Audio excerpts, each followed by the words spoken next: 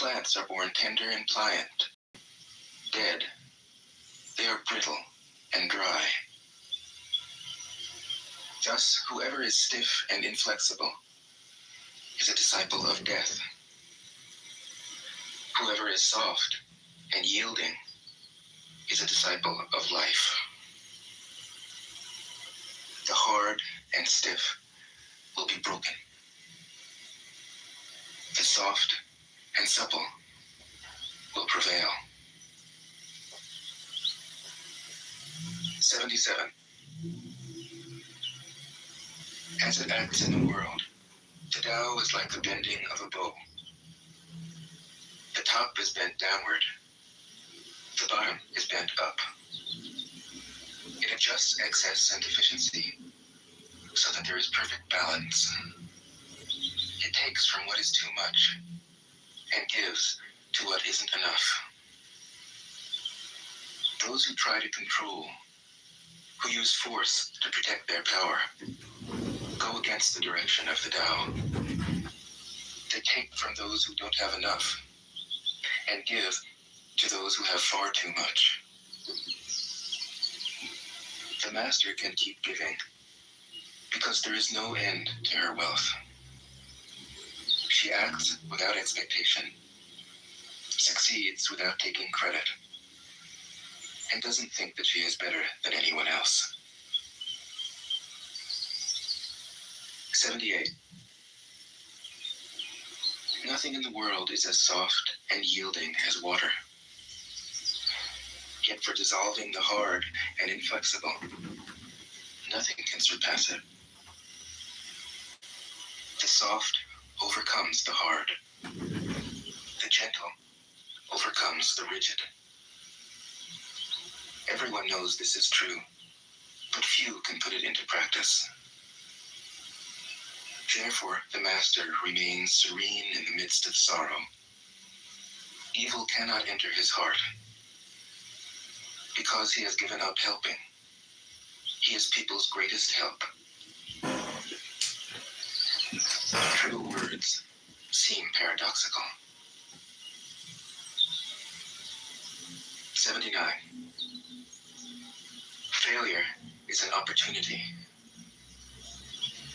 If you blame someone else, there is no end to the blame. Therefore, the master fulfills her own obligations and corrects her own mistakes. She does what she needs to do and demands nothing of others. 80. If a country is governed wisely, its inhabitants will be content. They enjoy the labor of their hands and don't waste time inventing labor-saving machines. Since they dearly love their homes, they aren't interested in travel.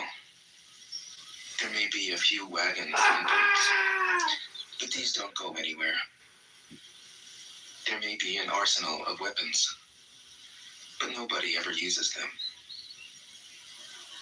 People enjoy their food, take pleasure in being with their families, spend weekends working in their gardens, delight in the doings of the neighborhood. And even though the next country is so close that people can hear its roosters crowing and its dogs barking, they are content to die of old age without ever having gone to see it. 81. True words aren't eloquent. Eloquent words aren't true. Wise men don't need to prove their point. Men who need to prove their point aren't wise. The master has no possessions. The more he does for others, the happier he is. The more he gives to others, the wealthier he is. The Tao nourishes by not forcing. By not dominating, the master leads.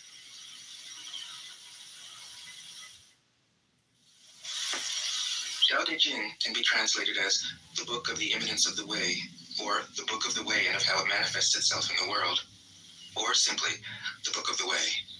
Since it is already well known by its Chinese title, I have let that stand. About Lao Tzu, its author, there's practically nothing to be said.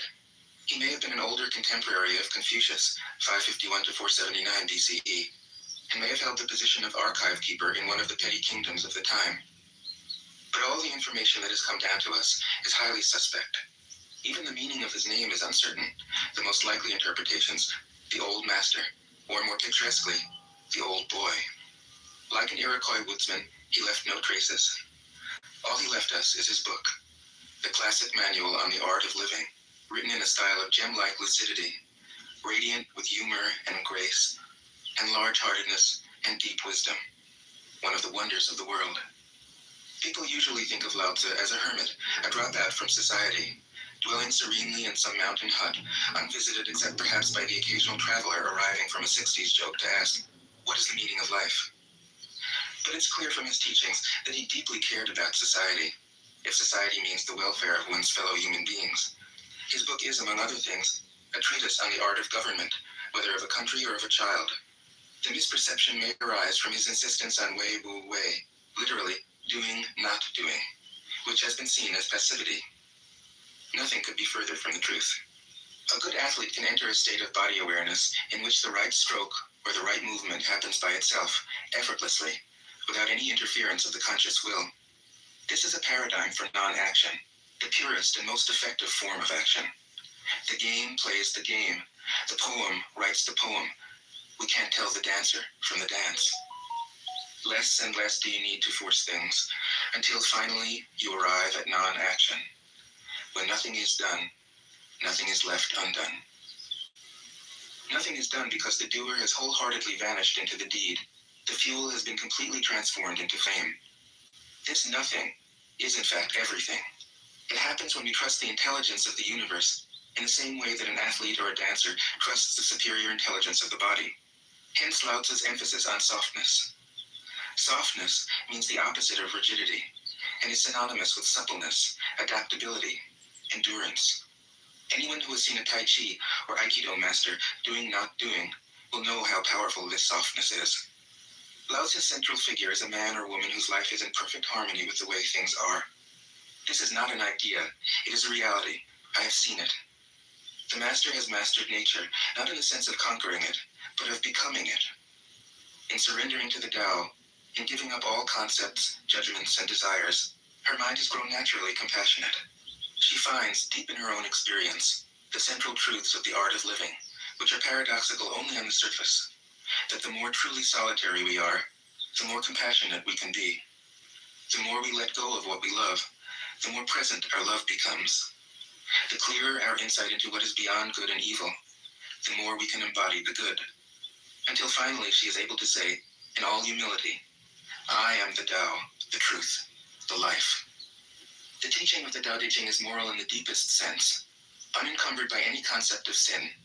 The master doesn't see evil as a force to resist, but simply as an opaqueness, a state of self-absorption, which is in disharmony with the universal process, so that, as with a dirty window, the light can't shine through. This freedom from moral categories allows him his great compassion for the wicked and the selfish. Thus the master is available to all people and doesn't reject anyone. He is ready to use all situations and doesn't waste anything. This is called embodying the light. What is a good man but a bad man's teacher? What is a bad man but a good man's job? If you don't understand this, you will get lost, however intelligent you are. It is the great secret. The listener will notice that in the many passages where Lao Tzu describes the master, I've used the pronoun she at least as often as he. The Chinese language doesn't make this kind of distinction. In English, we have to choose. But since we are all potentially the master, since the master is essentially us, I felt it would be untrue to present a male archetype, as other versions have ironically done. Ironically, because of all the great world religions, the teaching of Lao Tzu is by far the most female. Of course, you should feel free throughout the recording to substitute he for she, or vice versa. As to method, I work from Paul Karas's literal version, which provides English equivalents, often very cool ones, alongside each of the Chinese ideograms. I also consulted dozens of translations into English, German, and French. But the most essential preparation for my work was a 14 years long course of Zen training, which brought me face to face with Lao Tzu and his true disciples and heirs, the early Chinese Zen masters. With great poetry, the freest translation is sometimes the most faithful. We must try its effect as an English poem, Dr. Johnson said. That is the way to judge of the merit of a translation. I have often been fairly literal, or as literal as one can be with such a subtle, kaleidoscopic book as the Tao Te Ching. But I have also paraphrased, expanded, contracted, interpreted, worked with the text, played with it, until it became embodied in a language that felt genuine to me. If I haven't always translated Lao Tzu's words, my intention has always been to translate his mind. Describing the indescribable, teaching the unteachable, pointing the way to the way. What does Lao Tzu think he is doing here? It can't be done. No way. Hence, Po Chu Yi, poet and stand-up comedian, wrote, "He who talks doesn't know. He who knows doesn't talk." That is what Lao Tzu told us in a book of 5,000 words. If he was the one who knew, how could he have been such a blabbermouth? That's the problem with spiritual teachers. They have to be blabbermouths. But their words are, in the traditional Buddhist metaphor, fingers pointing at the moon. If you watch the finger, you can't see the moon. How meticulous the great masters had to be. A monk asked Lao-Tzu, "Why do you teach mind is living?" Lao-Tzu said, "To stop a baby from crying." The monk said, "When the crying is stopped, what then?" Lao-Tzu said, "Then I teach, not mind, not Buddha." The monk said, "How about someone who isn't attached to either?" Lao-Tzu said, "I would tell him, not beings." The monk said, "And what if you met a man unattached to all things? What would you tell him?" Lao-Tzu said, "I would just let him experience the great Tao." In fact, the truth is right before our eyes. Embryo poses. So simple that every child understands it. And yet, as Bhante said, the farther you enter into it, the deeper it is. Where is the way to the way? What a question. Still, for complicated minds, drastic measures are needed. Lao-Tzu's book was written as a response out of grandmotherly kindness. According to the oldest biography, Lao-Tzu lived for a long time in the country of Chu, but seeing its decline, he departed. When he reached the frontier, the guard said, "Since you were going away, sir, could you write a book to teach me the art of living?" Thereupon, Lao Tzu wrote his book about the Tao and departed. This is legend, but it is an accurate description of the way in which true teaching happens. He who knows doesn't talk, but words are no hindrance for him. He uses them as he would use gardening tools. When someone asks, he answers. Tao Te Ching. 1. The Tao that can be told is not the eternal Tao. The name that can be named is not the eternal name. The unnameable is the eternally real. Naming is the origin of all particular things. Free from desire, you realize the mystery. Caught in desire, you see only the manifestations. Yet mystery and manifestations arise from the same source. This source is called darkness. Darkness within darkness. The gateway to all understanding. 2. When people see some things as beautiful, other things become ugly. When people see some things as good, other things become bad. Being and non-being create each other. What if I Difficult and easy support each other. Long and short define each other. High and low depend on each other. Before and after follow each other. Therefore the master acts without doing anything and teaches without saying anything. Things arise and she lets them come. Things disappear and she lets them go. She has but doesn't possess. Acts but doesn't expect. When her work is done, she forgets it. That is why it lasts forever. 3. If you overesteem great men, people become powerless. If you overvalue possessions, people begin to steal. The master leads by emptying people's minds and filling their cores, by weakening their ambition and toughening their resolve. He helps people lose everything they know, everything they desire, and creates confusion in those who think that they know. Practice not doing, and everything will fall into place. 4. The Tao is like a well, used but never used up. It is like the eternal void, filled with infinite possibilities. It is hidden but always present. I don't know who gave birth to it.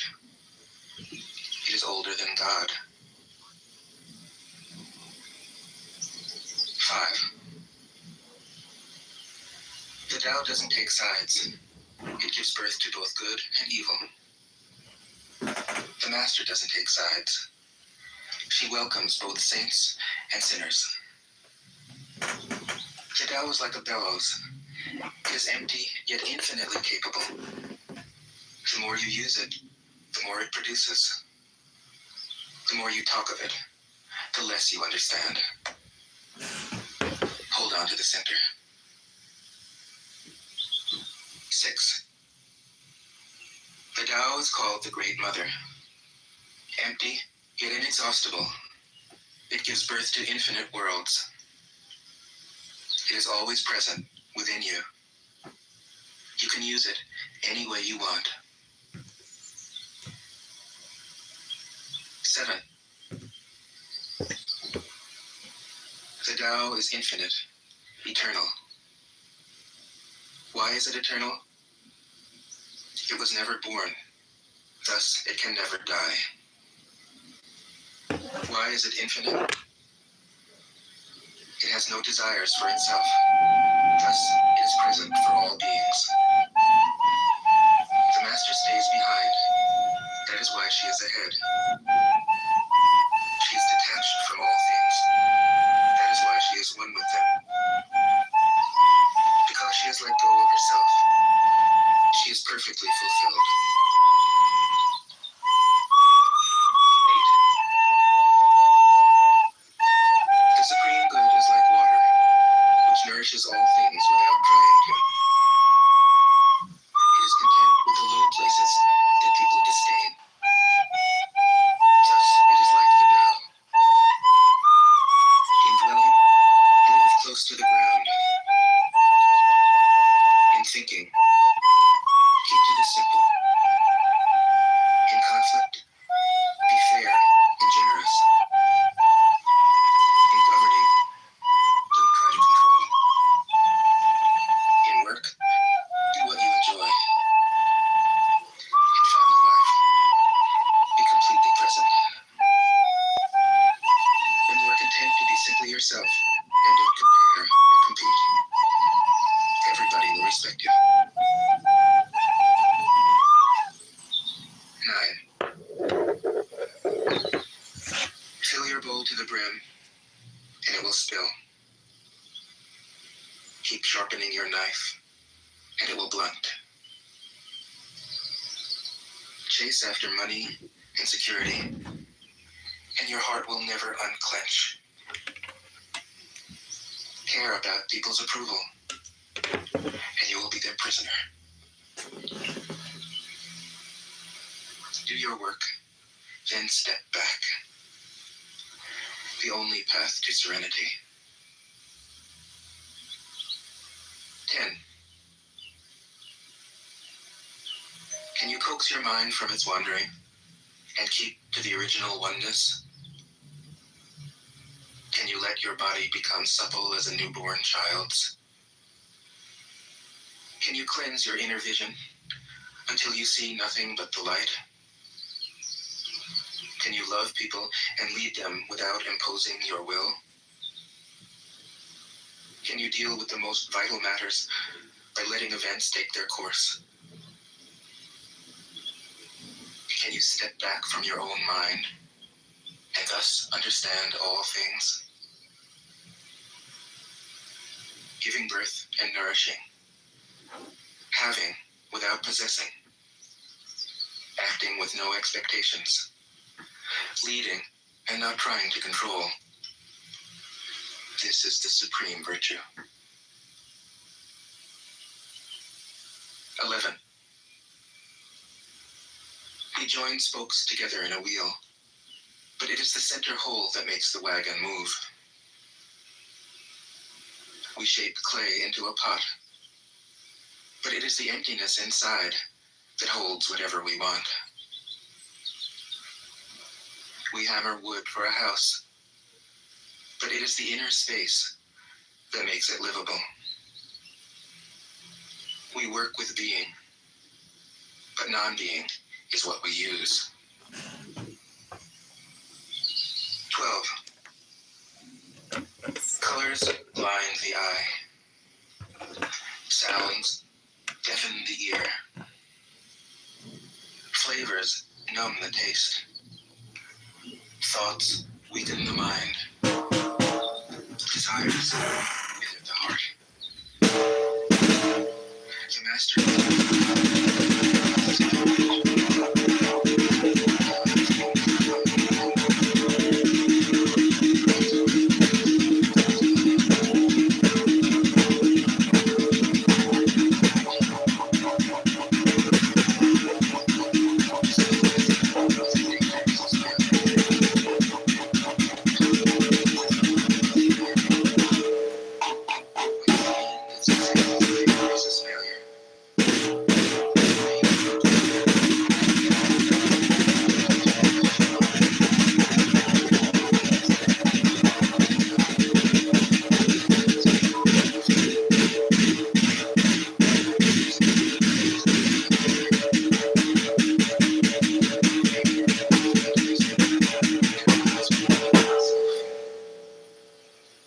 when we don't see the self as self, what do we have to fear? See the world as yourself. Have faith in the way things are. Love the world as yourself.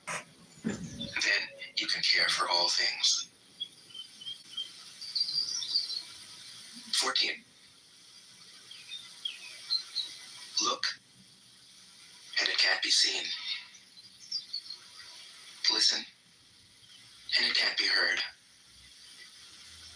Reach, and it can't be grasped. Above, it isn't bright. Below, it isn't dark. Seamless, unnameable, it returns to the realm of nothing. Form that includes all forms. Image without an image. Subtle, beyond all conception. Approach it, and there is no beginning. Follow it, and there is no end. You can't know it, but you can be it, at ease in your own life.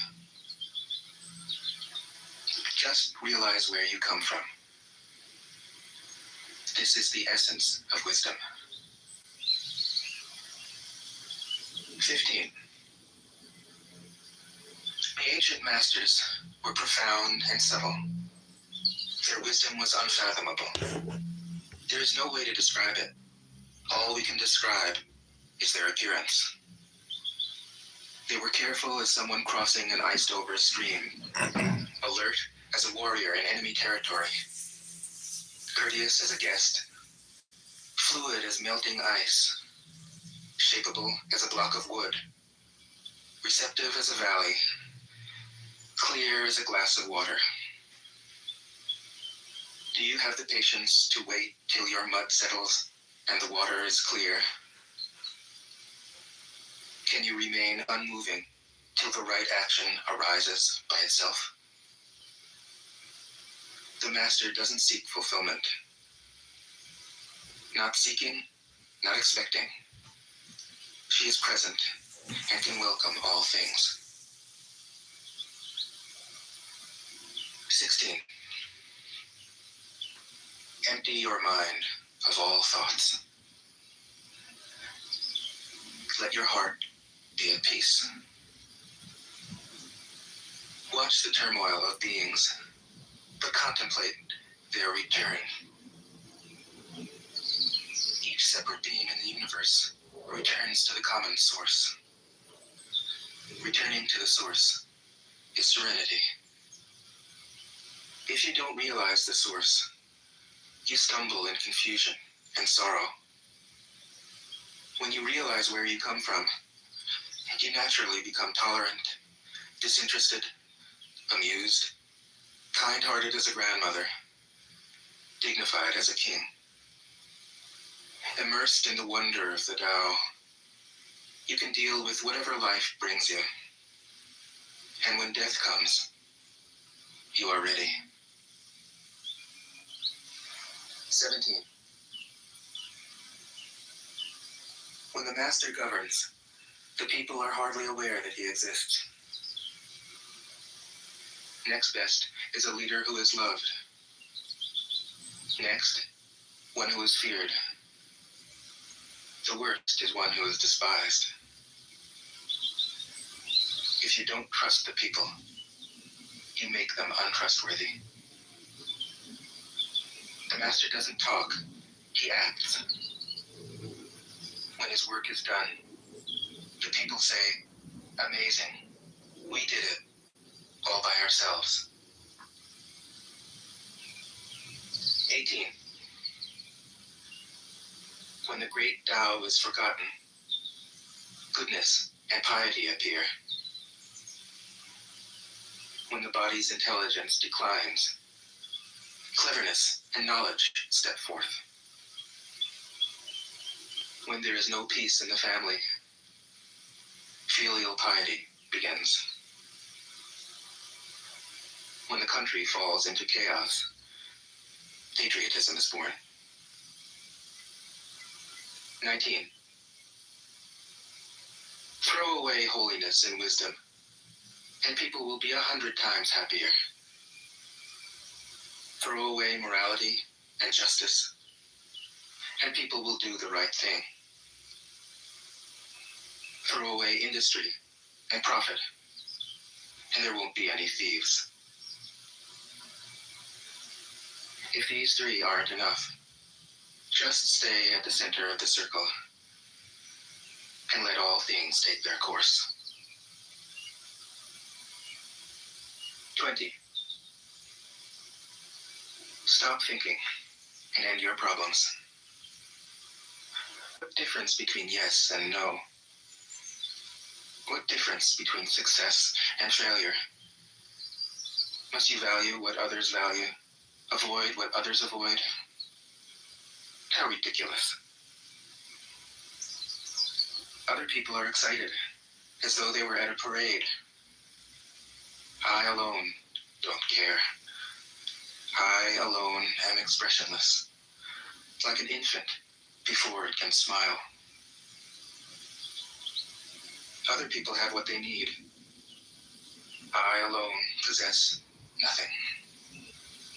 I alone drift about, like someone without a home. I am like an idiot. My mind is so empty. Other people are bright. I alone am dark. Other people are sharp. I alone am dull. Other people have a purpose. I alone don't know. I drift like a wave on the ocean. I blow as aimless as the wind. I am different from ordinary people. I drink from the great mother's breasts. 21. The master keeps her mind always at one with the Tao. That is what gives her her radiance. The Tao is ungraspable. How can her mind be at one with it? Because she doesn't cling to ideas. The Tao is dark and unfathomable. How can it make her radiant? Because she lets it. Since before time and space were, the Tao is. It is beyond is and is not. How do I know this is true? I look inside myself and see. 22. If you want to become whole, let yourself be partial. If you want to become straight, let yourself be crooked. If you want to become full, let yourself be empty. If you want to be reborn, let yourself die. If you want to be given everything, give everything up. The Master, by residing in the Tao, sets an example for all beings. Because he doesn't display himself, people can see his light. Because he has nothing to prove, people can trust his words. Because he doesn't know who he is, people recognize themselves in him. Because he has no goal in mind, everything he does succeeds.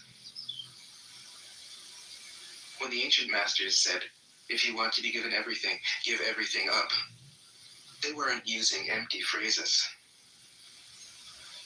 Only in being lived by the Tao can you be truly yourself. 23. Express yourself completely, then keep quiet. Be like the forces of nature. When it blows, there is only wind. When it rains, there is only rain. When the clouds pass, the sun shines through. If you open yourself to the Tao, you are at one with the Tao, and you can embody it completely. If you open yourself to insight, you are at one with insight, and you can use it completely.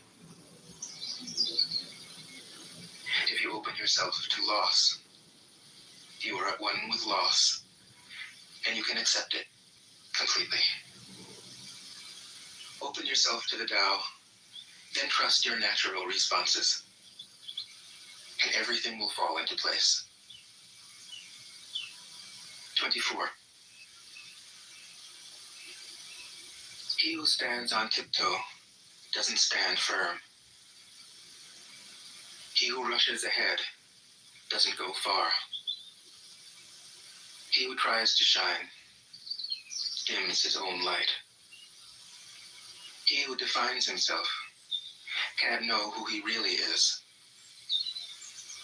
He who has power over others can't empower himself.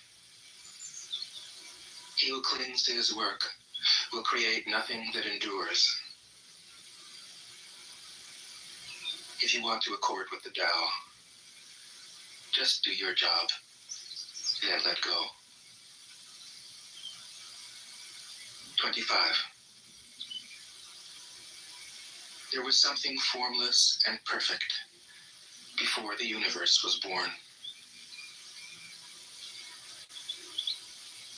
It is serene, empty, solitary,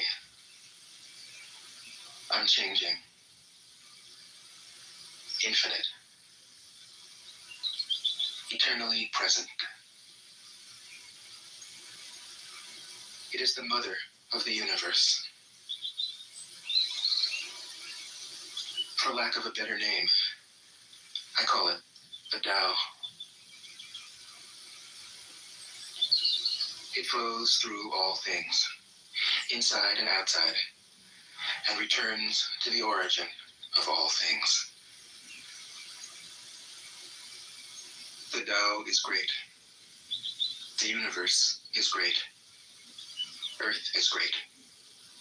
Man is great. These are the four great powers. Man follows the earth. Earth follows the universe. The universe follows the Tao. The Tao follows only itself. 26.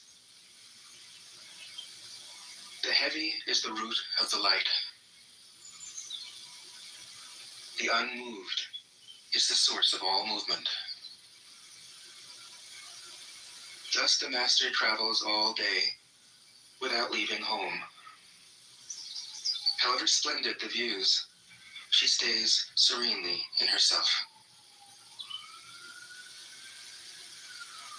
Why should the lord of the country flit about like a fool? If you let yourself be blown to and fro, you lose touch with your root. If you let restlessness move you, you lose touch with who you are. 27. A good traveler has no fixed plans and is not intent upon arriving. A good artist lets his intuition lead him wherever it wants. A good scientist has freed himself of concepts and keeps his mind open to what is. Thus the master is available to all people and doesn't reject anyone. He is ready to use all situations and doesn't waste anything. This is called embodying the light. What is a good man but a bad man's teacher? What is a bad man but a good man's job?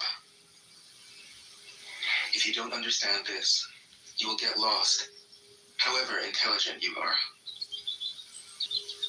It is the great secret.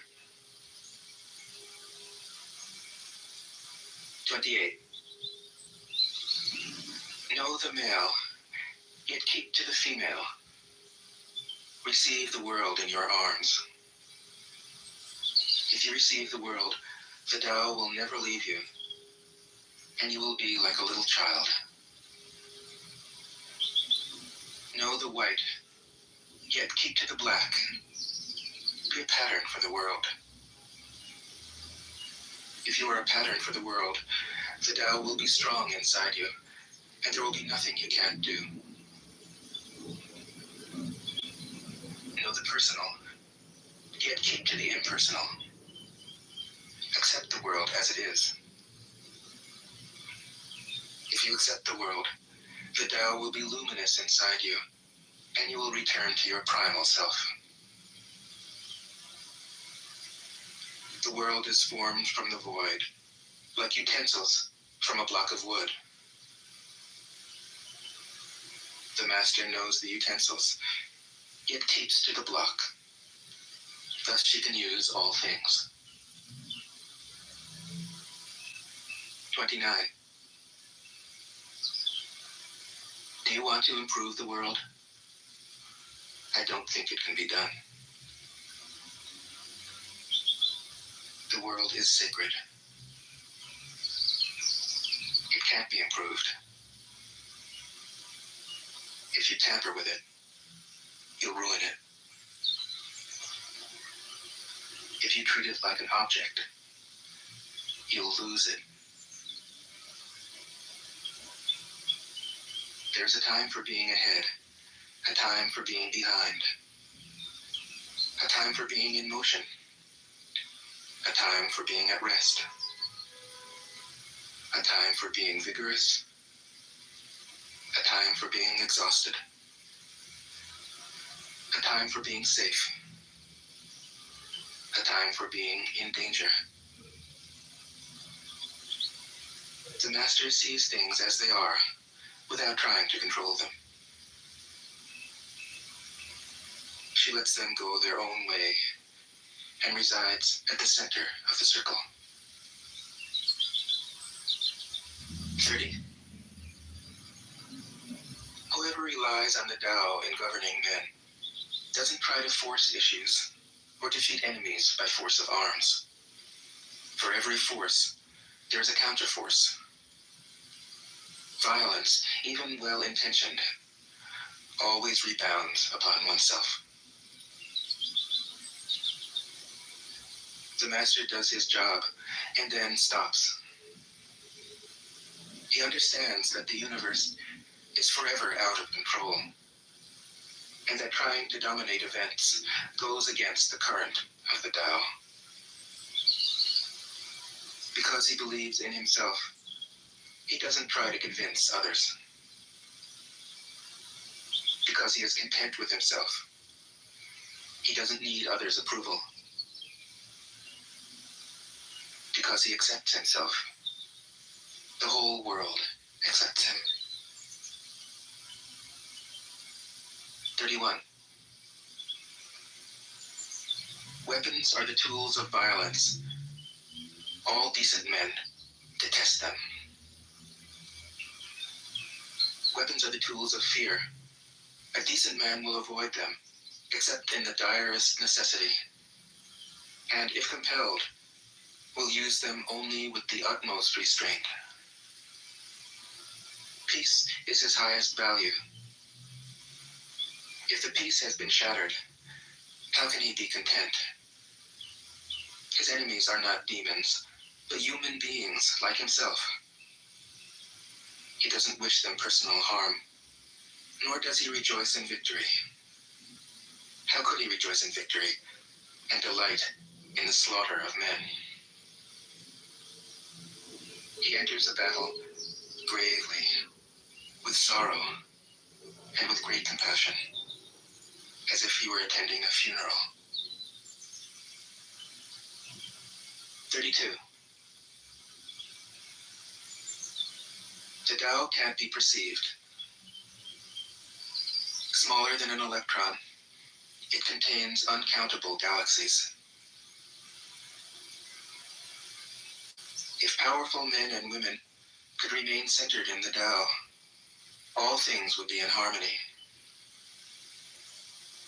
The world would become a paradise. All people would be at peace, and the law would be written in their hearts. When you have names and forms, know that they are provisional.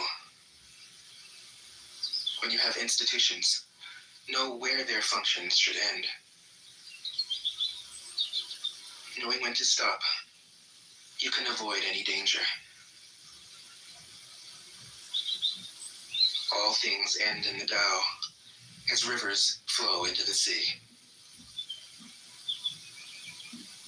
33. Knowing others is intelligence. Knowing yourself is true wisdom.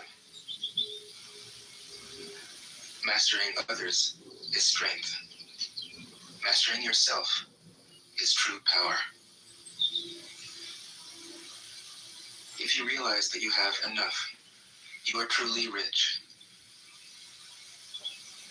If you stay in the center and embrace death with your whole heart, you will endure forever. 34.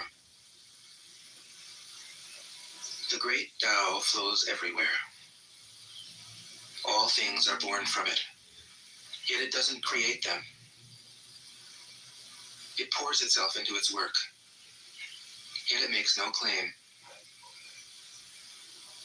It nourishes infinite worlds. Yet it doesn't hold on to them. Since it is merged with all things and hidden in their hearts, it can be called humble. Since all things vanish into it, and it alone endures, it can be called great. It isn't aware of its greatness. Thus, it is truly great. 35.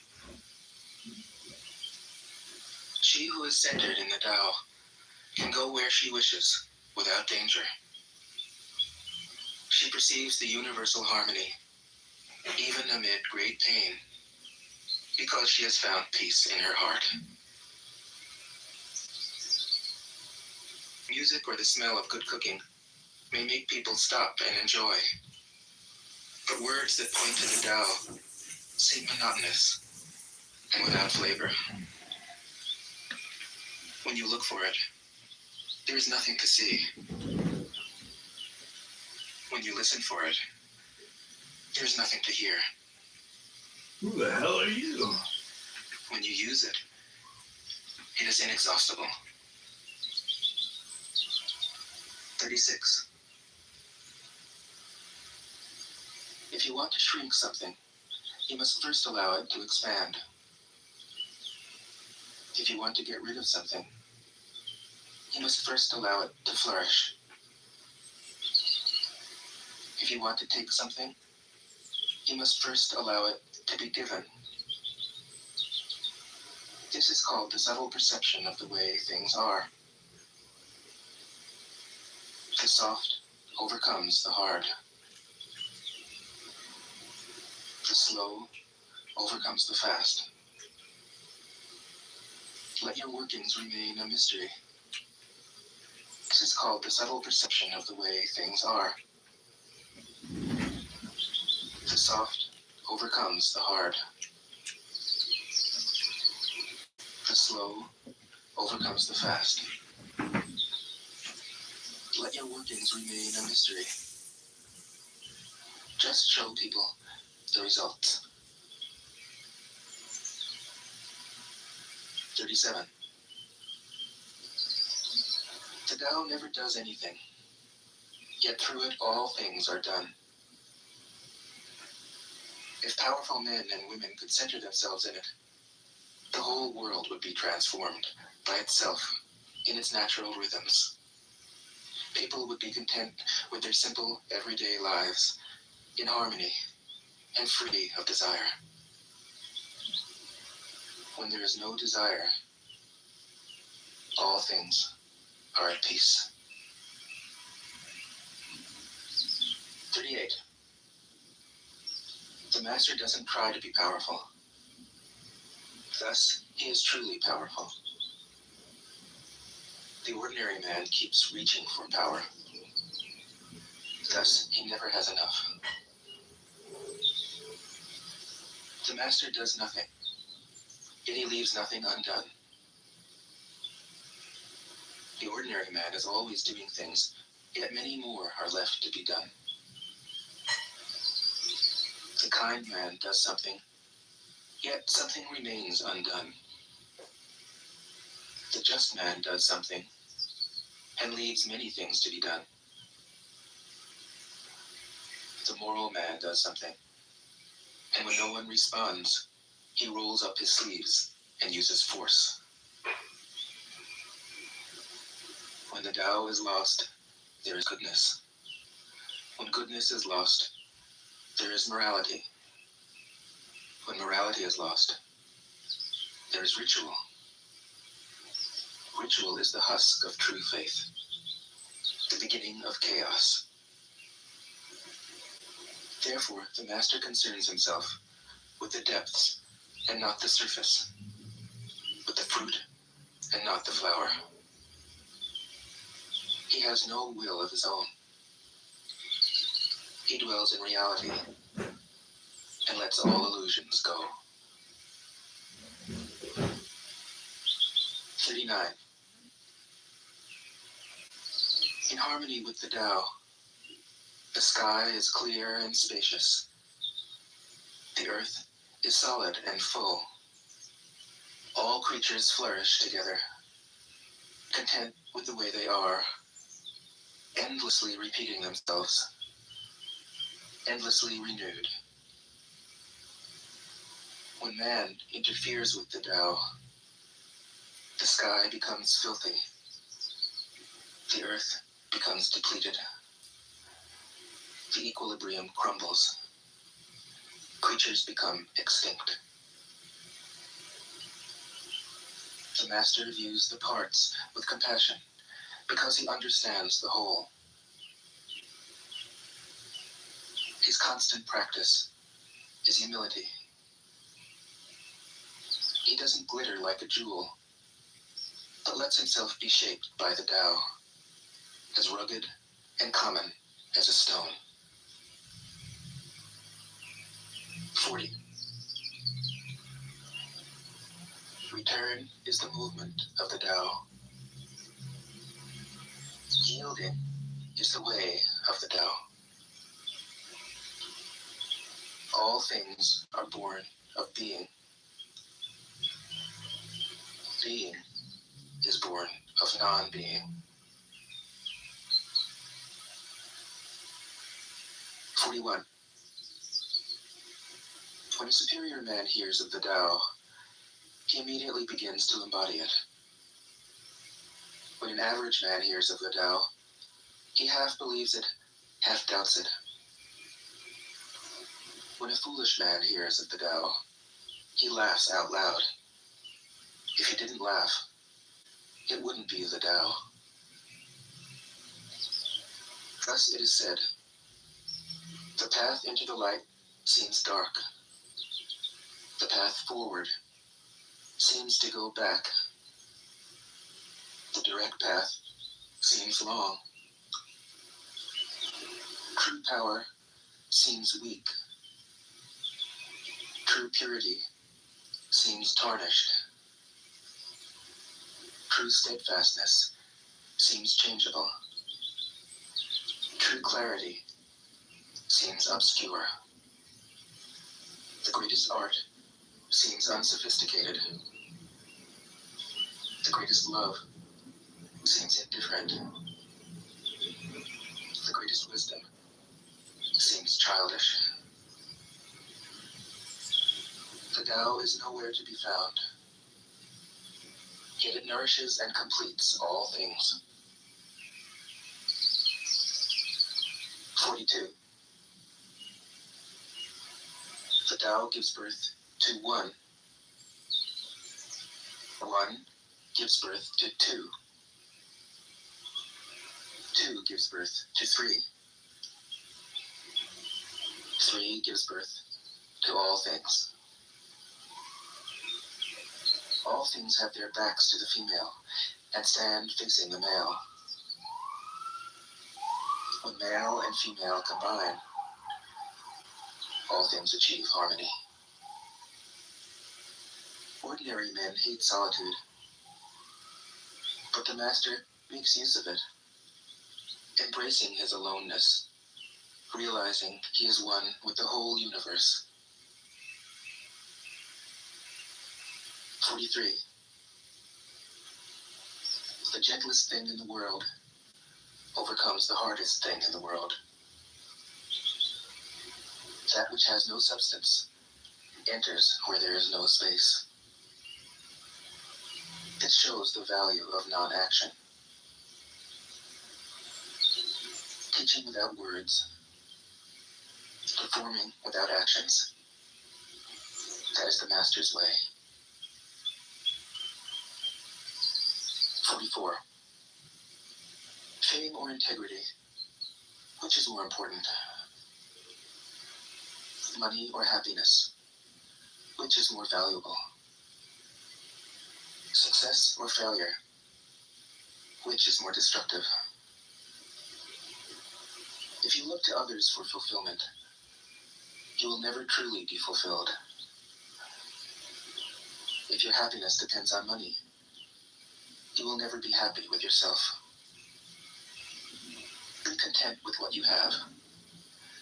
Rejoice in the way things are.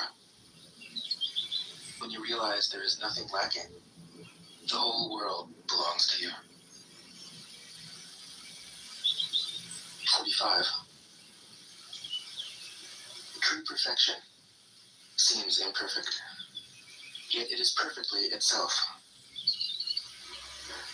True fullness seems empty, yet it is fully present. True straightness seems crooked. True wisdom seems foolish. True art seems artless. The master allows things to happen. She shapes events as they come. She steps out of the way and lets the Tao speak for itself. 46. When a country is in harmony with the Tao, the factories make trucks and tractors. When a country goes counter to the Tao, warheads are stockpiled outside the cities. There is no greater illusion than fear, no greater wrong than preparing to defend yourself, no greater misfortune than having an enemy. Whoever can see through all fear will always be safe. 47. Without opening your door, you can open your heart to the world. Without looking out your window, you can see the essence of the Tao. The more you know, the less you understand. The master arrives without leaving, sees the light without looking, achieves without doing a thing. 48. In the pursuit of knowledge, every day something is added. In the practice of the Tao, every day something is dropped. Less and less do you need to force things, until finally you arrive at non-action. When nothing is done, nothing is left undone. True mastery can be gained by letting things go their own way. It can't be gained by interfering. 49.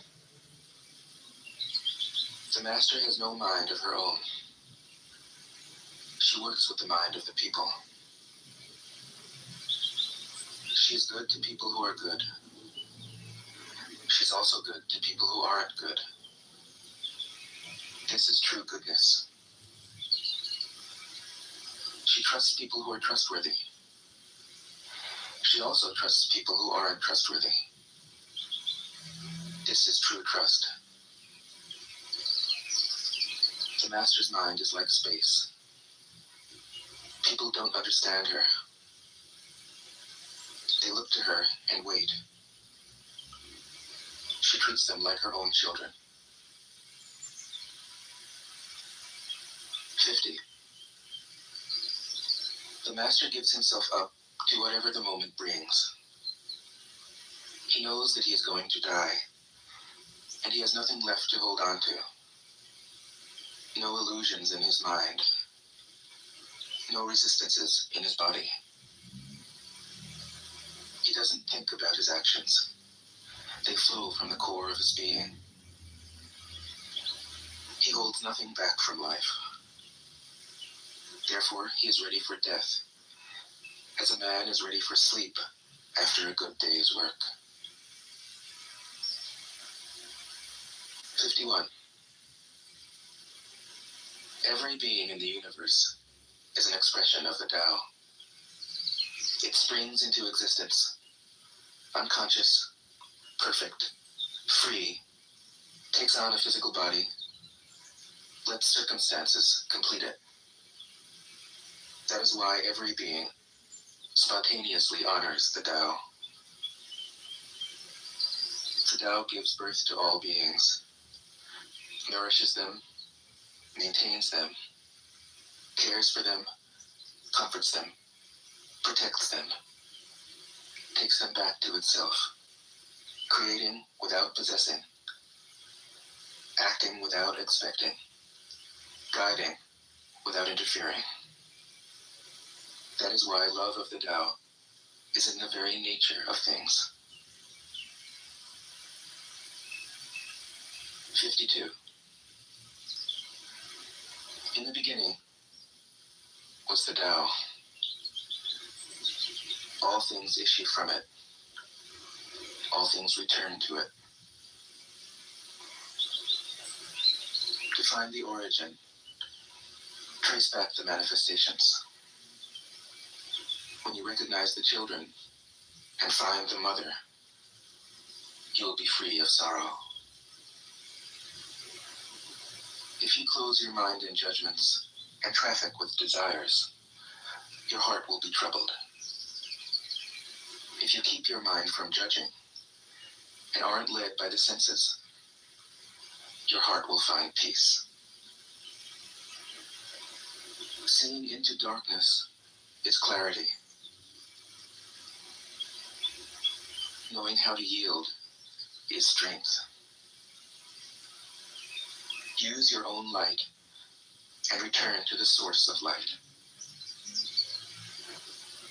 This is called practicing eternity. 53. The great way is easy, yet people prefer the side paths. Be aware when things are out of balance. Stay centered within the Tao. When rich speculators prosper, while farmers lose their land. When government officials spend money on weapons instead of cures.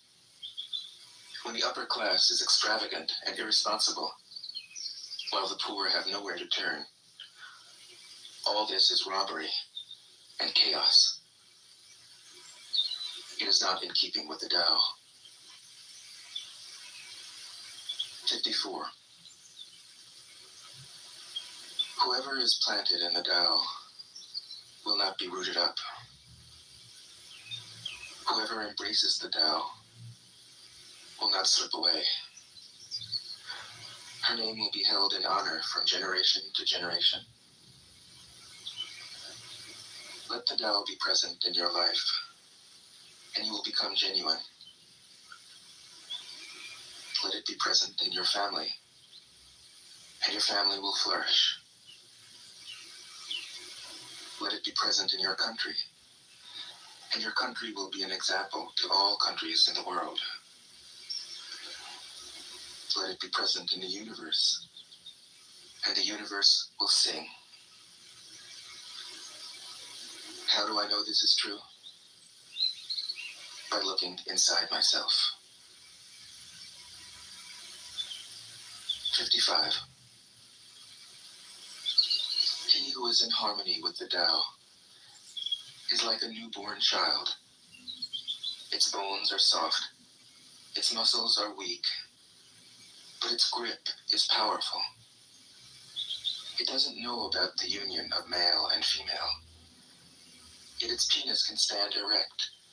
So intense is its vital power. It can scream its head off all day, yet it never becomes hoarse. So complete is its harmony. The Master's power is like this. He lets all things come and go, effortlessly, without desire. He never expects results. Thus he is never disappointed. He is never disappointed. Thus his spirit never grows old. 56.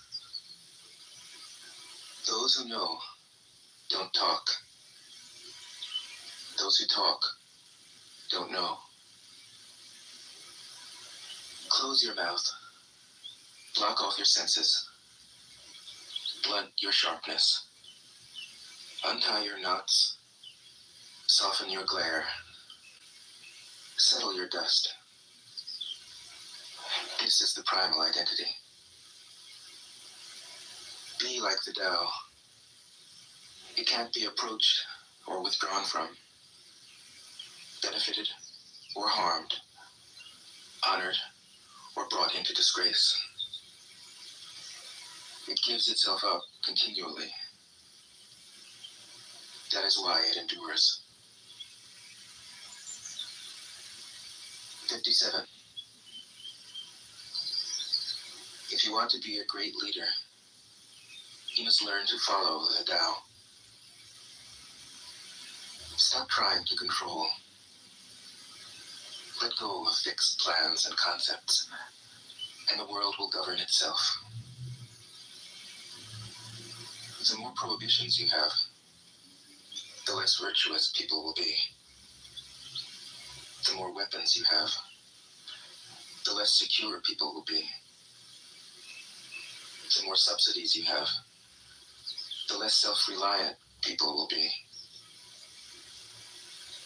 Therefore, the Master says, I let go of the law, and people become honest.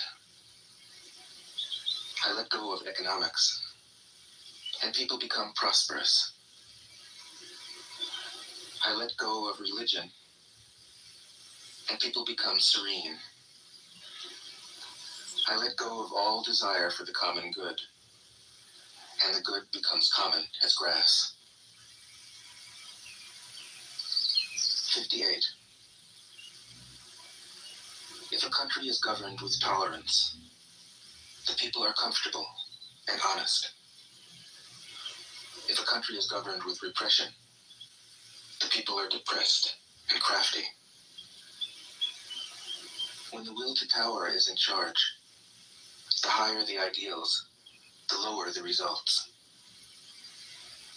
Try to make people happy, and you lay the groundwork for misery. Try to make people moral, and you lay the groundwork for vice. Thus the Master is content to serve as an example, and not to impose her will. She is pointed, but doesn't pierce. Straightforward, but supple. Radiant, but easy on the eyes. 59. For governing a country well, there is nothing better than moderation. The mark of a moderate man is freedom from his own ideas. Tolerant like the sky, all-pervading like sunlight, firm like a mountain, supple like a tree in the wind. He has no destination in view, and makes use of anything life happens to bring his way. Nothing is impossible for him. Because he has let go, he can care for the people's welfare, as a mother cares for her child. 60. Governing a large country is like frying a small fish. You spoil it with too much poking. Center your country in the Tao, and evil will have no power. Not that it isn't there, but you'll be able to step out of its way. Give evil nothing to oppose, and it will disappear by itself. 61. When a country obtains great power, it becomes like the sea. All streams run downward into it. The more powerful it grows, the greater the need for humility. Humility means trusting the Tao, thus never needing to be defensive. A great nation is like a great man. When he makes a mistake, he realizes it. Having realized it, He admits it. Having admitted it, he corrects it. He considers those who point out his faults as his most benevolent teachers. He thinks of his enemy as the shadow that he himself casts. If a nation is centered in the Tao, if it nourishes its own people and doesn't meddle in the affairs of others, it will be a light to all nations in the world. 62. The Tao is the center of the universe, the good man's treasure, the bad man's refuge. Honors can be bought with fine words. Respect can be won with good deeds. But the Tao is beyond all value, and no one can achieve it. Thus, when a new leader is chosen, don't offer to help him with your wealth or your expertise. Offer instead to teach him about the Tao. Why did the ancient masters esteem the Tao? Because, being one with the Tao, when you seek, you find. And when you make a mistake, you are forgiven. That is why everybody loves it. 63. Act without doing. Work without effort. Think of the small as large, and the few as many. Confront the difficult while it is still easy. Accomplish the great task by a series of small acts. The master never reaches for the great. Thus she achieves greatness. When she runs into a difficulty, she stops and gives herself to it. She doesn't cling to her own comfort. Thus, problems are no problem for her. 64. What is rooted is easy to nourish. What is recent is easy to correct. What is brittle is easy to break.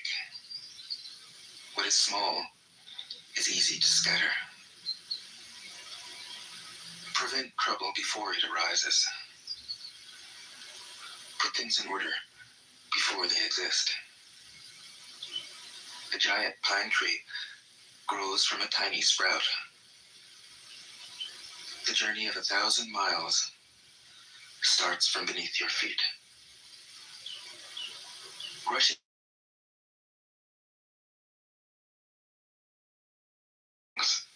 you lose them. Forcing a project to completion, you ruin what was almost ripe. Therefore, the master takes action by letting things take their course. He remains as calm at the end as at the beginning. He has nothing, thus has nothing to lose. What he desires is non-desire. What he learns is to unlearn. He simply reminds people of who they have always been. He cares about nothing but the Tao. Thus, he can care for all things. 65. The ancient masters didn't try to educate the people, but kindly taught them to not know. When they think that they know the answers, people are difficult to guide. When they know that they don't know, people can find their own way. If you want to learn how to govern, avoid being clever or rich. The simplest pattern is the clearest. Content with an ordinary life, You can show all people the way back to their own true nature.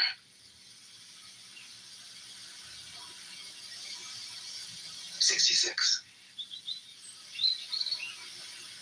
All streams flow to the sea because it is lower than they are.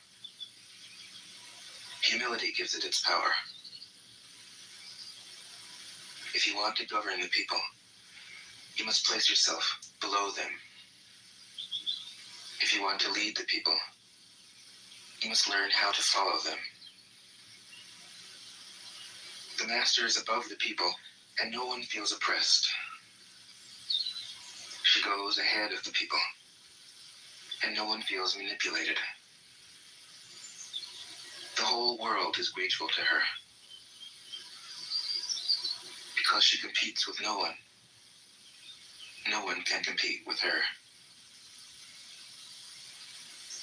67. Some say that my teaching is nonsense. Others call it lofty, but impractical. But to those who have looked inside themselves, this nonsense makes perfect sense. And to those who put it into practice, this loftiness has roots that go deep. I have just 3 things to teach: simplicity, patience, compassion. These 3 are your greatest treasures. Simple in actions and in thoughts, you return to the source of being. Patient with both friends and enemies, you accord with the way things are. Compassionate toward yourself, you reconcile all beings in the world. 68. The best athlete wants his opponent at his best. The best general enters the mind of his enemy. The best businessman serves the communal good. The best leader follows the will of the people. All of them embody the virtue of non-competition. Not that they don't love to compete, but they do it in the spirit of play. In this, they are like children and in harmony with the Tao. 69. The generals have a saying: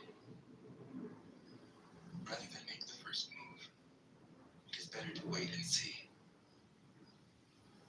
Rather than advance an inch, it is better to retreat a yard. This is called going forward without advancing, pushing back without using weapons. There's no greater misfortune than underestimating your enemy. Underestimating your enemy means thinking that he is evil. Thus, you destroy your 3 treasures and become an enemy yourself. When 2 great forces oppose each other, the victory will go to the one that knows how to yield. 70. My teachings are easy to understand and easy to put into practice. Yet your intellect will never grasp them, and if you try to practice them, you'll fail. My teachings are older than the world. How can you grasp their meaning? If you want to know me, look inside your heart. 71. Not knowing is true knowledge. Presuming to know is a disease. First realize that you are sick, then you can move toward health. The master is her own physician. She has healed herself of all knowing. Thus, she is truly whole. 72. When they lose their sense of awe, people turn to religion. When they no longer trust themselves, they begin to depend upon authority. Therefore, the master steps back so that people won't be confused. He teaches without a teaching, so that people will have nothing to learn. 73. The Tao is always at ease. It overcomes without competing, answers without speaking a word, arrives without being summoned, accomplishes without a plan. Its net covers the whole universe, and though its meshes are wide, it doesn't let a thing slip through. 74. If you realize that all things change, there is nothing you will try to hold on to. If you aren't afraid of dying, there is nothing you can't achieve. Trying to control the future is like trying to take the master carpenter's place. When you handle the master carpenter's tools, chances are that you'll cut your hand. 75. When taxes are too high, people go hungry. When the government is too intrusive, people lose their spirit. Act for the people's benefit. Trust them. Leave them alone. 76. Men are born soft and supple. Dead, they are stiff and hard. Plants are born tender and pliant. Dead, they are brittle and dry. Thus, whoever is stiff and inflexible is a disciple of death. Whoever is soft and yielding is a disciple of life. The hard and stiff will be broken. The soft and supple will prevail. 77. As it acts in the world, the Tao is like the bending of a bow. The top is bent downward. The bottom is bent up. It adjusts excess and deficiency so that there is perfect balance. It takes from what is too much and gives to what isn't enough. Those who try to control, who use force to protect their power, go against the direction of the Tao. They take from those who don't have enough and give to those who have far too much. The master can keep giving because there is no end to her wealth. She acts without expectation, succeeds without taking credit, and doesn't think that she is better than anyone else. 78. Nothing in the world is as soft and yielding as water. Yet for dissolving the hard and inflexible, nothing can surpass it. The soft overcomes the hard. The gentle overcomes the rigid. Everyone knows this is true, but few can put it into practice. Therefore, the master remains serene in the midst of sorrow. Evil cannot enter his heart. Because he has given up helping, he is people's greatest help. True words seem paradoxical. 79. Failure is an opportunity. If you blame someone else, there is no end to failure. Therefore, the master fulfills her own obligations and corrects her own mistakes. She does what she needs to do and demands nothing of others. 80. If a country is governed wisely, its inhabitants will be content. They enjoy the labor of their hands and don't waste time inventing labor-saving machines. Since they dearly love their homes, they aren't interested in travel. There may be a few wagons and boats, but these don't go anywhere. There may be an arsenal of weapons, but nobody ever uses them. People enjoy their food, take pleasure in being with their families, spend weekends working in their gardens, delight in the doings of the neighborhood. And even though the next country is so close that people can hear its roosters crowing and its dogs barking, they are content to die of old age without ever having gone to see it. 81. True words aren't eloquent. Eloquent words aren't true. Wise men don't need to prove their point. Men who need to prove their point aren't wise. The master has no possessions. The more he does for others, the happier he is. The more he gives to others, the wealthier he is. The Tao nourishes by not forcing, by not dominating. The master leads.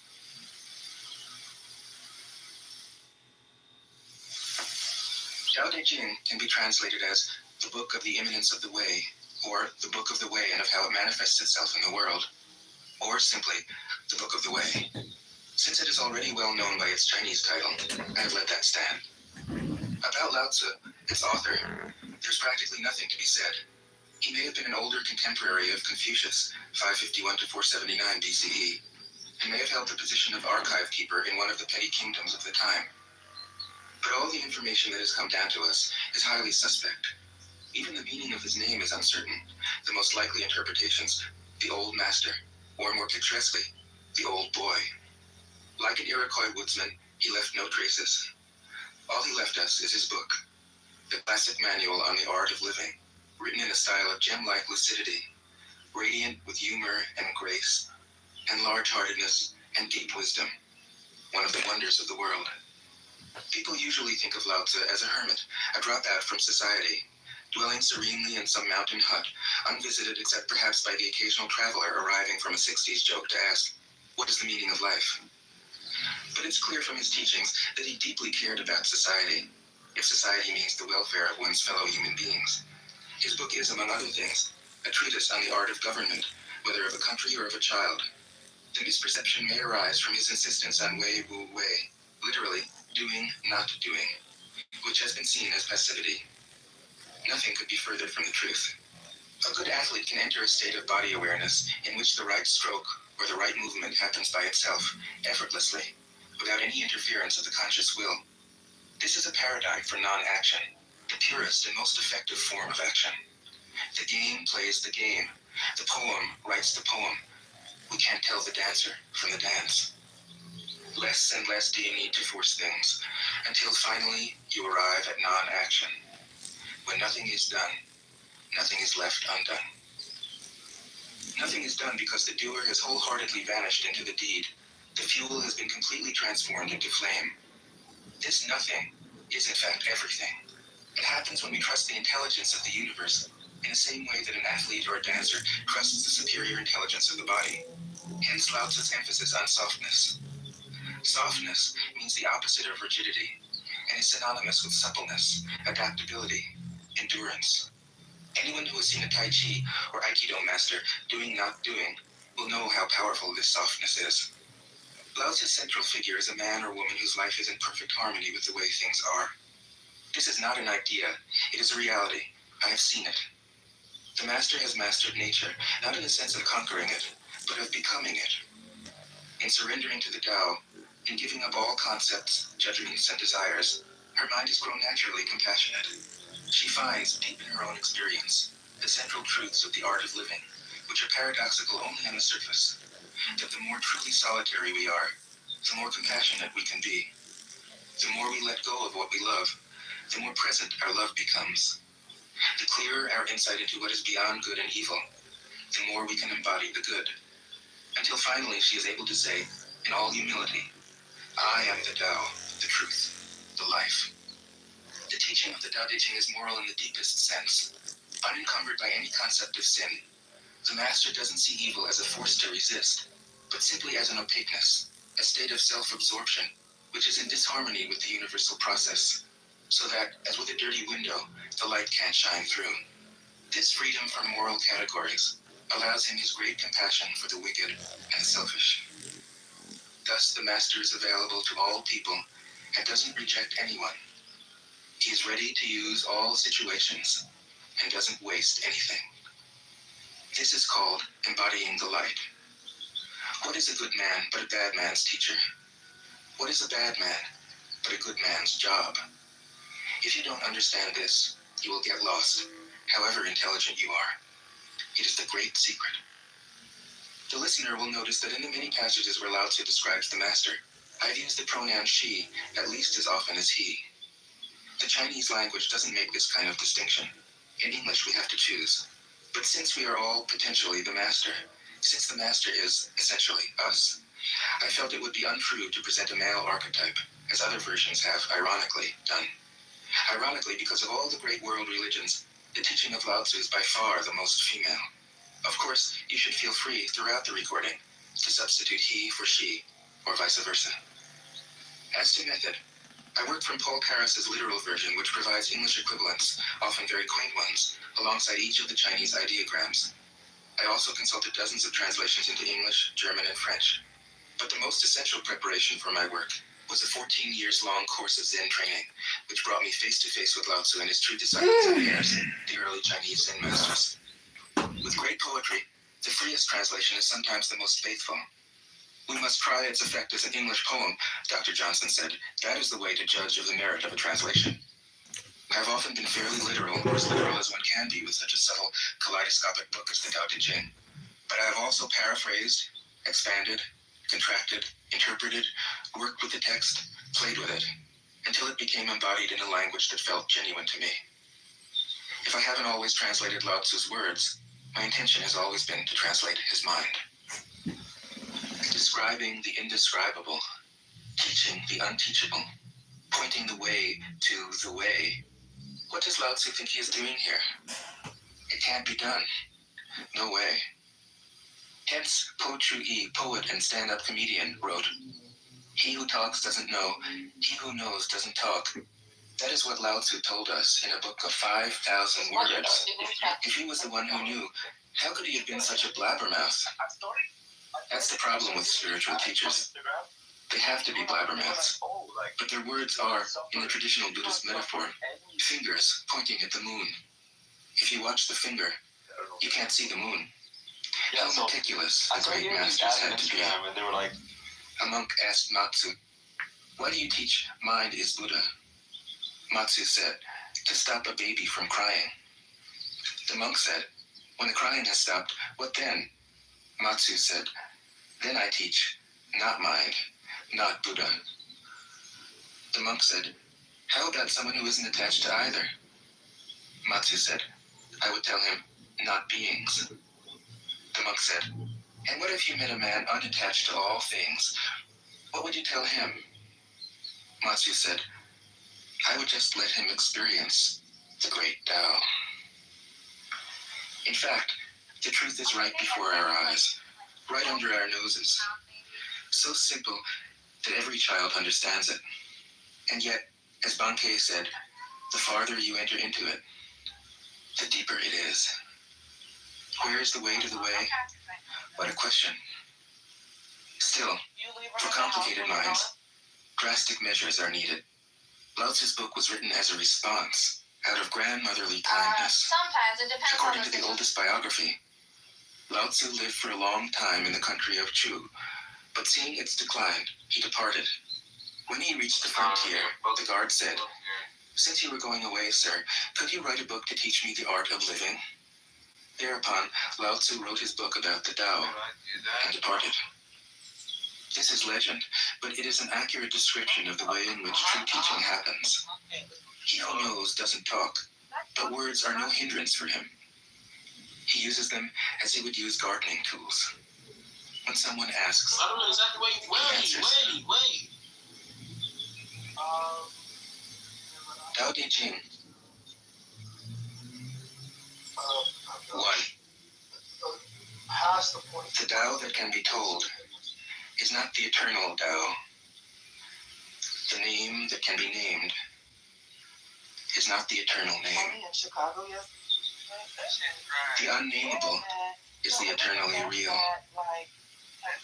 Naming is the origin of all particular things. Free from desire, you realize the mystery. Caught in desire, you see only the manifestations. Yet mystery and manifestations arise from the same source. This source is called darkness. Darkness within darkness. The gateway to all understanding. If I've seen 2. God heal like Muslims and When people see some things as beautiful, different other things become ugly. right? When people see some things as good, other things become bad. Being and non-being create each other. Difficult and easy support each other.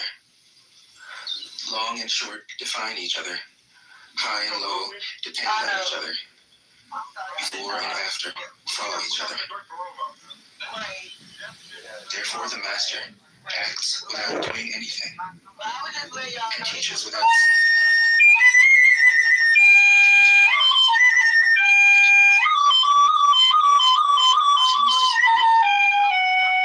She lets them go. She has but doesn't possess. Acts but doesn't expect. When her work is done, she forgets it. That is why it lasts forever. 3. If you overesteem great men, you get them cowards. If you overvalue possessions, you get them steal.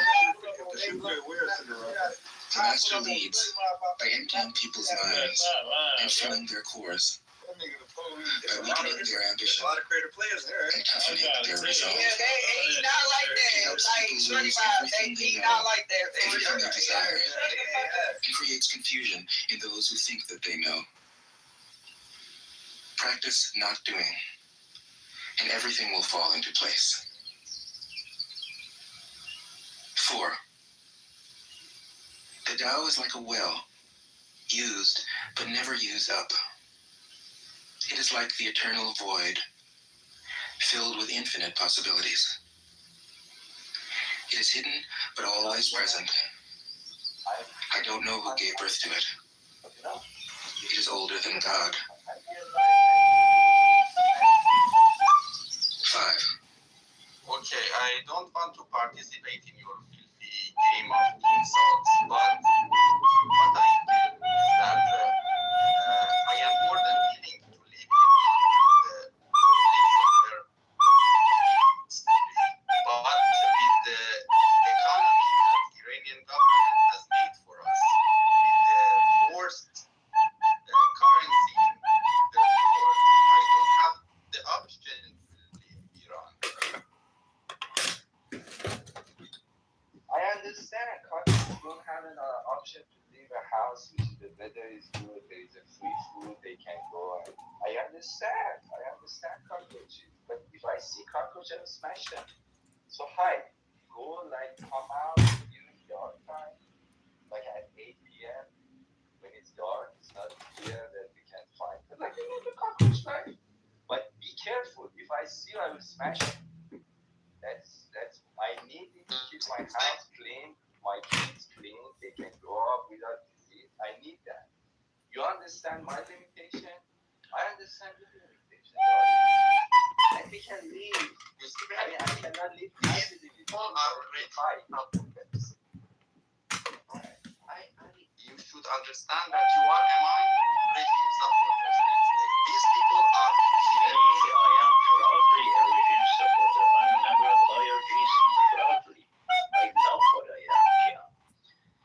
I love what I am because I'm defending my country, my people, my children.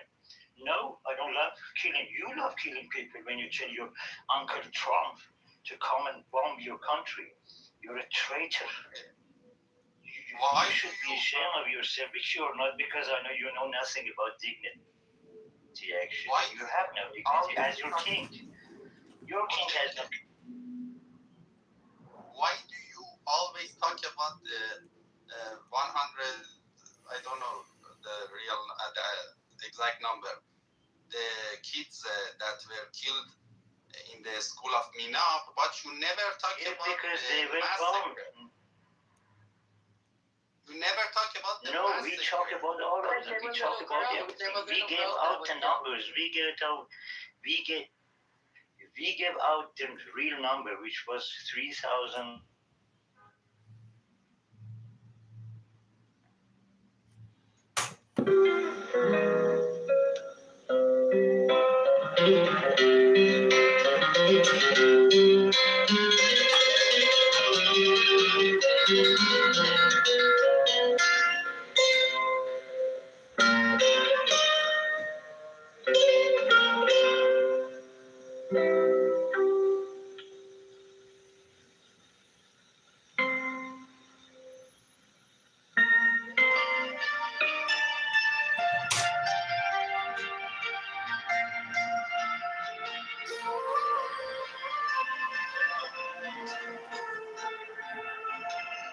Let us live,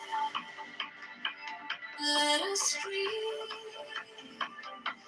free as air. No hate, no chains, no despair. Among the shadows, we shine so bright. We carry peace into the night. Happily then, we'll rise again. No hatred, no pain, no regret. Happily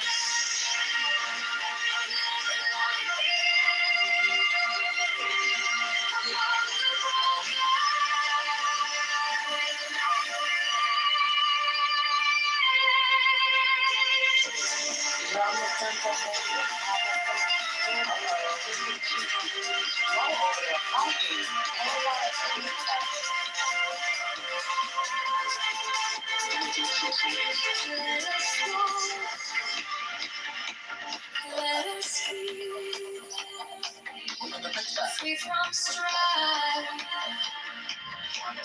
No weight on woman's cling, no weight on life. Among the weary, will stand strong. A gentle voice for one and all. Happily then, we'll rise again. No hatred, no pain, no regret. Happily then,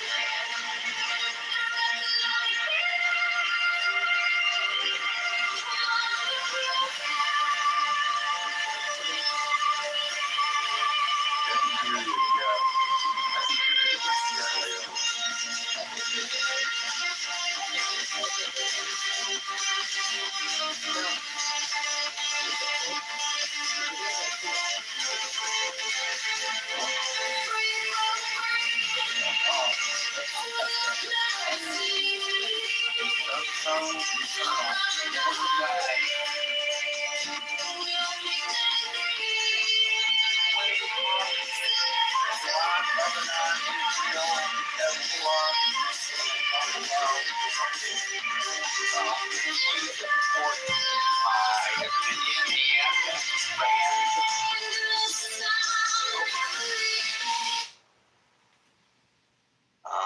the stage, Leeple, welcome to the room. Hey, Gary. Alex, what's up, buddy? Good Shabbos. Good to see you. Ian, welcome to the room. Murdad, welcome to the room. Always try to get people's names right. Don't always succeed. Cece, welcome to the room. Kozar, good to see you. El Normo. Ryan. El Normo, were you there for the demonstration from your co-op the other day? Very interesting. Everybody, welcome to the Thinking Forum. As most of you know, I always go a couple of minutes early so we can get settled in, say howdy to one another, get prepared for the room rules, which I think some people find to be the most enjoyable part of our gathering. And then at the top of the hour, my opening salvo, and then your opportunity to speak on the topic du jour. So welcome to the Critical Thinking Forum. We're less than a minute away from those aforementioned room rules.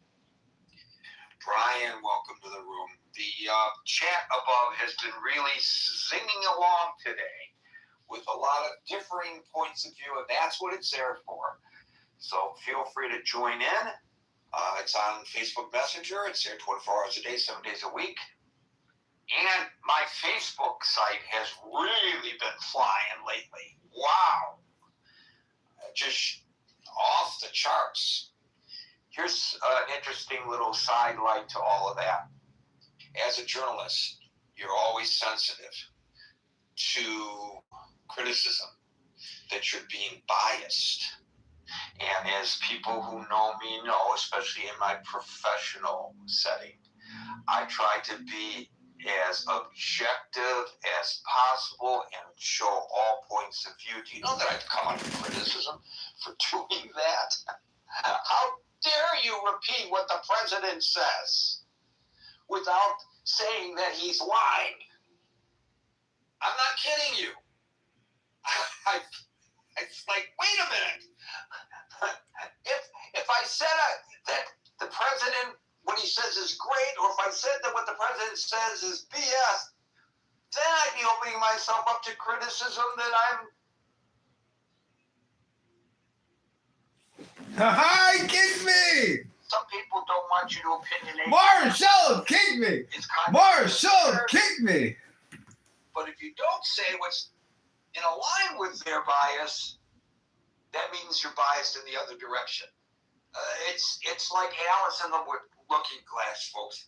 Alice in the Looking Glass. Okay, back to the room rules. We're here Monday through Friday from 5 o'clock New York time. Top of the hour, I'll give my opening salvo, which hopefully will encourage you to come up on the stage and join Marshall and Alan and I to discuss today's topic, or you can come up now in anticipation of what you might want to say based on the topic, or anytime in the next hour, something is said that strikes you, that makes you want to indulge in conversation. Raise your hand, and you will be invited onto the stage. I call people on the stage in the order in which I see them in the audience, which may not coincide with the order in which you see yourself.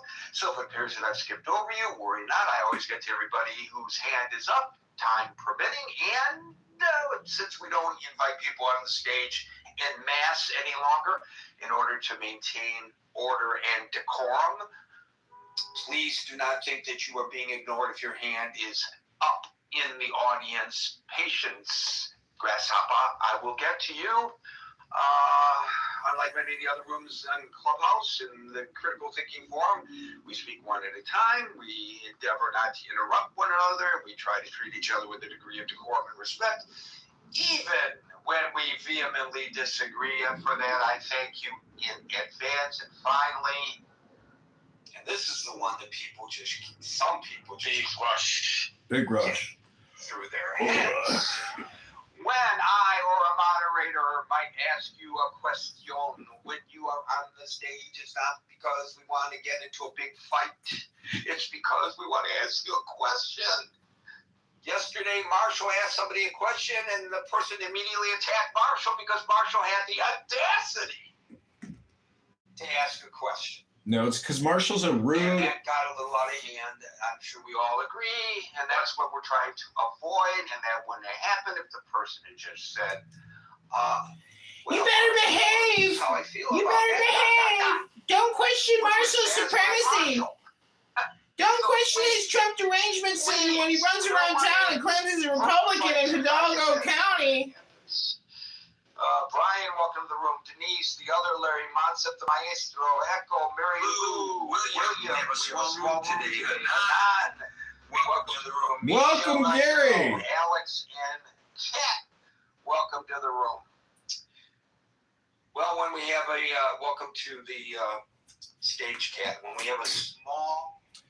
Thank you. Marshall Rankin is a white trash fake Republican from Hidalgo County. He's a faggot. He's a fucking faggot.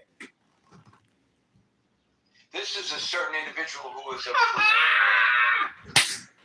candidate for office. Gotcha! He's been posting on Facebook, which got him. Gotcha! We're now at the top of the hour. Welcome to the Critical Thinking. Marshall Rankin is a faggot.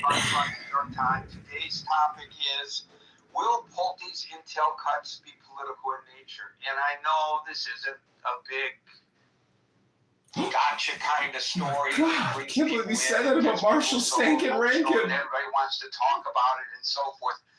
But it is an extremely important story, and I believe that Gotcha, my responsibility is to not just... Oh, he's saying inappropriate things. It's not nice. Talk about issues that deserve our thinking, and so we can learn from one another and learn about this issue. A lot of people don't even know who Pulte is. A lot of people don't even know who you are, Gary. And they don't know Marshall Stankin Rankin, but they should. Because you guys are so important. And I know this is going to be remedial for a lot of folks, but It's going to be remedial. Just a warning. It could be remedial. Political today. And the headline is, Pulte seeks major cuts in first day as intel chief. The sub-headline, the new acting DNI told staff at the Office of the Director of National Intelligence late Thursday that he wants a list of about 300 employees to fire in the coming weeks. Great news. Well, that's a great way of walking into the office, sir. That puts people at ease. Anyway, to the story. Donald Trump's new acting director of national intelligence is ordering cuts on his very first day on the job as he moves aggressively to carry out the president's mandate to shrink the country's national intelligence apparatus. Parenthetically, it actually was on his prequel to his first day on the job. All of these guys are too cheap to even pay for premium Clown House. They're ruthlessly cheaply efficient. The message got across. Continuing the story, Bill Pulte, who officially started at the Intelligence Coordination Hub Friday, directed ODNI staff late Thursday. Kitover's live streaming the room again. I'm reporting him to YouTube, but YouTube isn't taking down his live stream. We have to censor him. We can't let John Kitover get any power in government. No way! We must censor him. Report him to YouTube. He's abusive. He said the word faggot. But YouTube, I'm simply talking about a bundle of sticks. Useless sticks that you might find on the ground or put by a tree when people are cleaning up. Those are faggots. Useless sticks. Not LGBTQ derogatory terminology. No, it's all about the context. Context.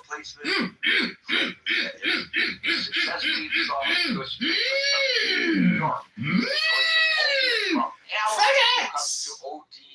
Retarded faggots. National security or intelligence. It experience has frozen the bipartisan. He thinks he's an entertainer. He thinks he's funny. But he's not. He's just annoying. He thinks he's funny. But he's not. But he's not. John Kitover called Marshall Rankin Stink and a fake Republican from Hidalgo County, Texas, a George Bush cockney. I'm back. I'm retard. I'm back at retard. I'm retard back. Otherwise, why are you in the position we all are in our lives in business? You can't say Our that. bosses essentially ask us to do. You're being abusive and violating terms of service. So why is there Your constitutional right to freedom of thought and speech means nothing. Censor him and make sure that man never comes even close to power. They ought to be done in the first place or not. I'm not qualified to answer that. Maybe. This is my Mystery Science Theater 3000 political edition with your micro-celebrity candidate, John Zachary Kitover. Go to johnkitoverchicago.com or chicagomayorvote.com or chicagomayoral.com or chicagomayorelect.com or chicagovoteregistration.com. That's right. We are dominating the airwaves, shitposting in the comments all the way to the mayoral office in Chicago, where we will liberate Chicago, which is $60 billion in debt. State of Illinois is $200 billion in debt, and Pritzker and Johnson and 100 other liberal progressive Democrats just dump spam, mountains of spam on you. Non-stop bullshit. As well. Oh, you want to cut your property taxes 25% day number one? Vote John. You want to get rid of paid parking in Chicago? Vote John. You want to rip out all the bike lanes? Rip out every fucking bike lane in the city and give the parking back to the small businesses and restaurants? Vote John. Go to johnkitoverchicago.com. Previously was the head of the Federal Housing Finance Agency. Okay, that's a relatively obscure federal agency. So where are you going with this, Gary? Well, what the concern that the critics are raising is that he repeatedly leveraged that authority. You cannot say the word. You can't say the word. It is a sacred word. You must never say the word. Concerns regarding these cuts at the Office of National Intelligence. When he was at FIFA, FHFA, It's pronounced FIFA, Gary. The sports, like the soccer, yes. I'll just use the letter FHFA. What happened to that guy? What happened to John Kitover?